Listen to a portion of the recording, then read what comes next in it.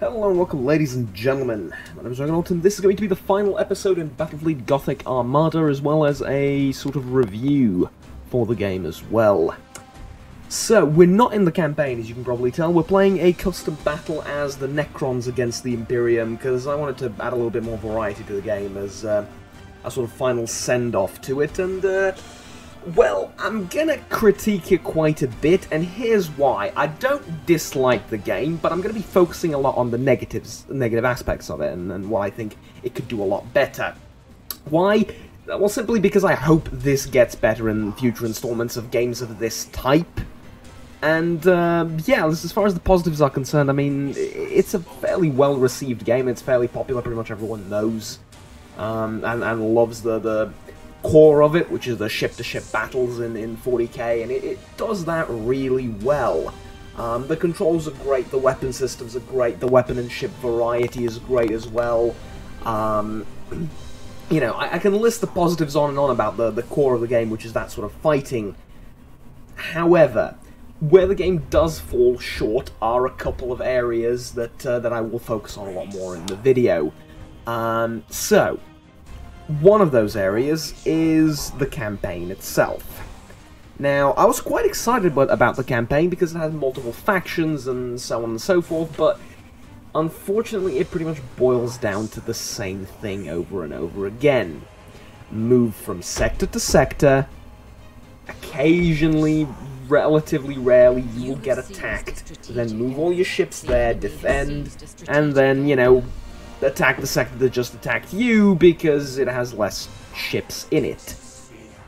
There is so much more you can do with the campaign.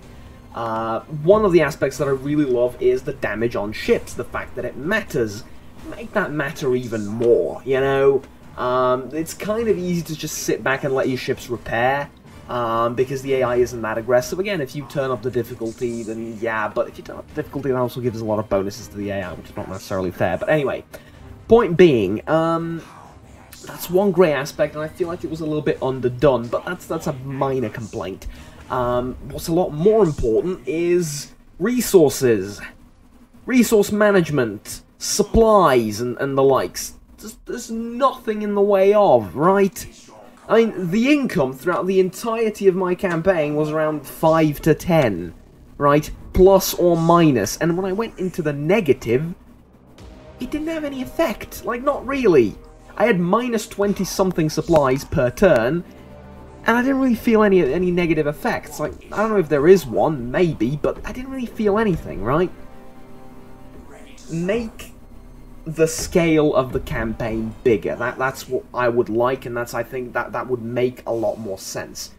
Not necessarily from the amount of ships or amount of fleets, though that would help as well, but like giving us the ability to construct a lot more ships, even though this is not necessarily within the 40k spirit and lore, because you don't exactly conjure up 10 Emperor-class battleships in the middle of a war, or in the middle of a battle for a sector. It takes a stupidly long time to build those ships, which is why they're so damn impressive and expensive and glorious. I mean, hell, a battleship is like a cruiser is like a city, right? It's like a flying, fighting city, is what it basically is. And an Emperor-class battleship, which is I think one of the fleets that you're seeing right now, well, not one of the fleets, the Empire fleet has, the Imperium fleet has a battleship, Emperor-class battleships, is why I'm mentioning that one. But yeah, it's like, well, you know, Armageddon class, whatever, pick any. They're even grander than that. So yeah, it's what adds weight and meaning to these ships. Fair enough, but at least like the minor ones, let us build more of them, because in the campaign you don't really get to do that a lot. Mind you, I have not played the I've not played all the campaigns. I've played the Imperium campaign, and I've played a little bit of the Necron campaign. So, no, sorry, of the Tyranid campaign. I haven't played it. I'm playing the Necrons now, but I'm recording the audio separately, so yeah, it's complicated. But yeah, point being, anyway, it's there is variety in the ships and the fleets as well, but that comes down to a mechanical level of the fleets and of the ships themselves. For example, the Tyranids are a lot better at close range. They want to get close to enemy ships and eat them up, basically, you know, both proverbially and literally in some cases. Whereas the Imperium is sort of like, you know, large broadside vessels with various weapons, lots of torpedoes, and so on and so forth. Whereas the Necrons are, well, the Necrons are interesting. You can sort of see how they're being played by me, not very well, but you know, we'll see how the battle ends. They're very maneuverable. They can jump. Morale, I think they influence quite a bit, but it's not exactly easy to route a battleship or a battle cruiser. So I think it's a Grand Cruiser, I think is what I'm fighting, if I remember correctly. At any rate, yeah, it's, you know, it's good on a ship level, but on a campaign level, it just boils down to the same thing, more or less. Battle orders have been, like, misused. Progress of the ships themselves and of the Admiral has also been, like, meh. Here's the thing, if my Admiral goes through, like, 10, 15, 20 battles and wins, that XP gain of the Admiral, that should be more significant than, I don't know, you fire your weapons 2% faster, you reload your weapons 2% faster, or something like that. And it's mostly, like, minor bonuses like that, and I understand why you don't want to give it, like, okay, you know, your fleet now has 50% more firepower. Whoa, hold on, right? That's game-breaking. I understand that, but maybe, like, passive bonuses to the Admiral's flagship? I think that would work rather well, because you can build better ships than the one at the Admiral, than the Admiral's flagship, right? Having it upgraded through crew experience and stuff like that would, well, the Admiral's personal experience would help quite a bit. But overall, the general campaign is just a series of custom battles, basically. That's what it boils down to. There's not a lot of strategizing. The defenses you can build are not very meaningful either. It's just meh. Another thing that's also kind of not that great is the way you move fleets around. You get 3 moves per fleet, or is it 4 moves per fleet? Jesus, I haven't played in like a week. You get a set amount of moves that you can move through, like that amount of star systems per turn. But here's the thing, that can work out rather well, but the AI doesn't do it. Like, the AI doesn't use that ability. The AI hardly ever moves, and if they move to the sector right next to you in order to attack it.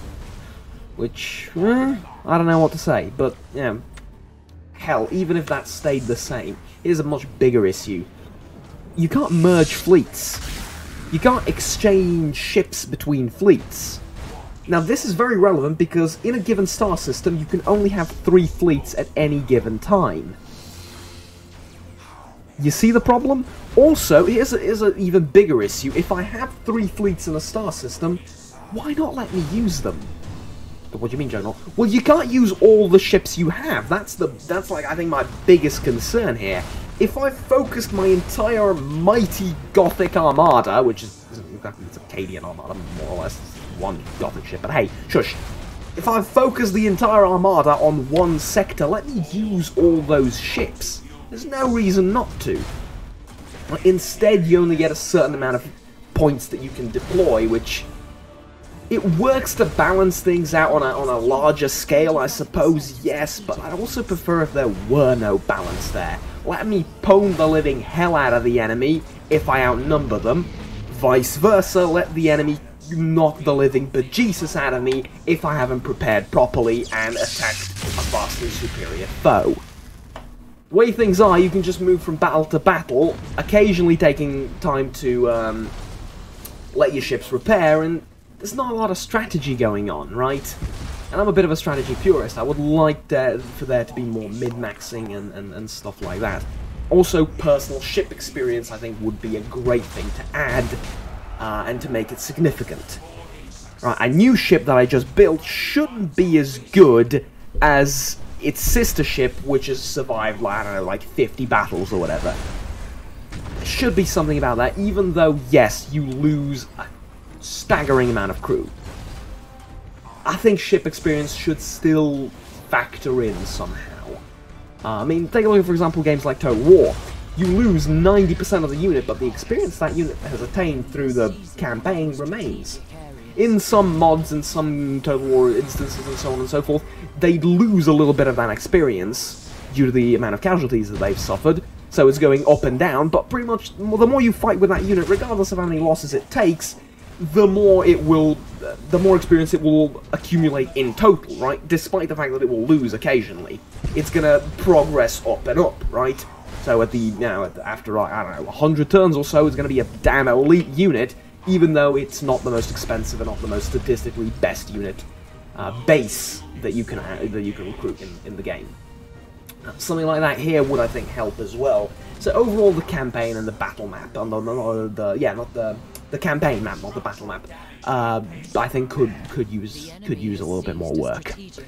And yeah, just making the entire thing bigger would help, I think. Like, give us, I don't know, maybe 2 separate isolated sectors to fight in, and then try and work to merge them together, and, you know, something like that would be good as well. Again, maybe that's in the Necron campaign, I don't know. But, yeah, I think that would help. But, going back to the positives, a lot of content.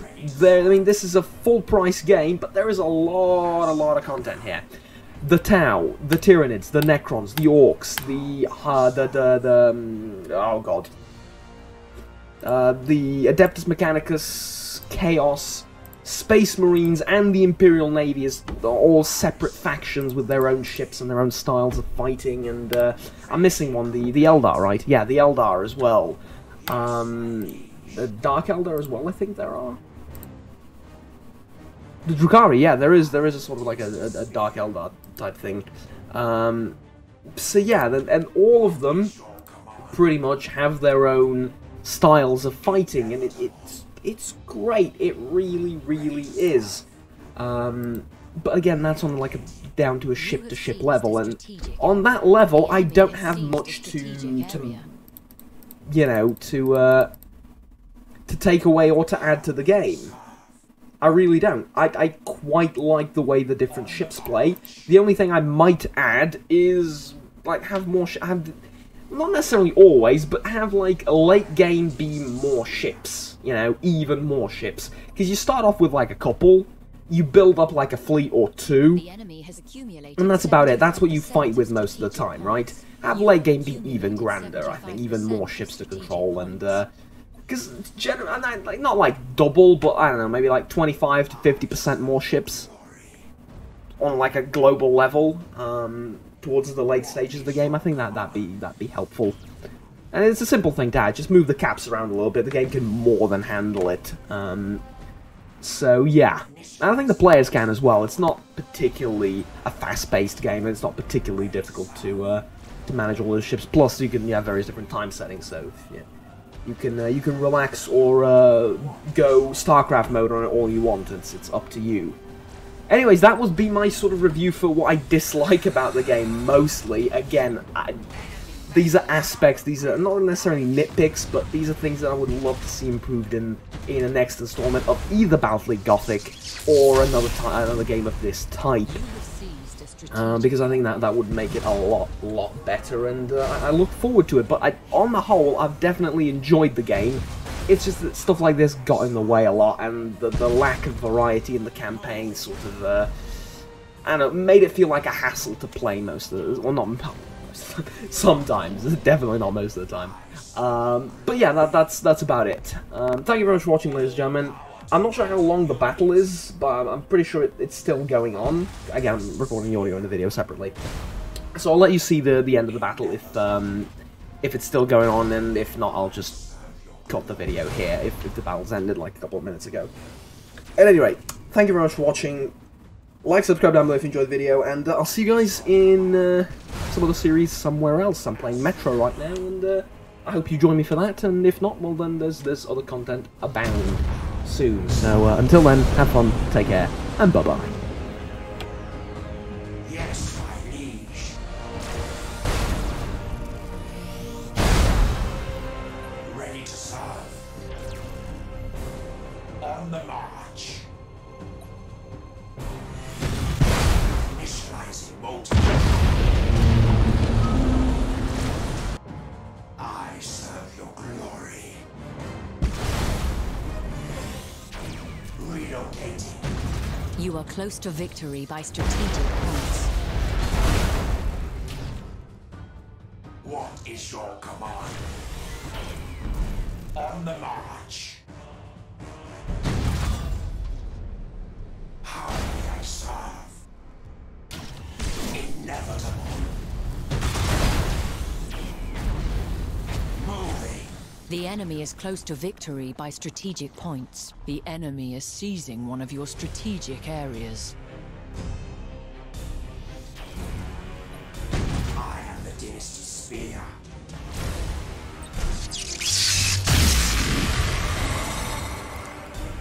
As you command.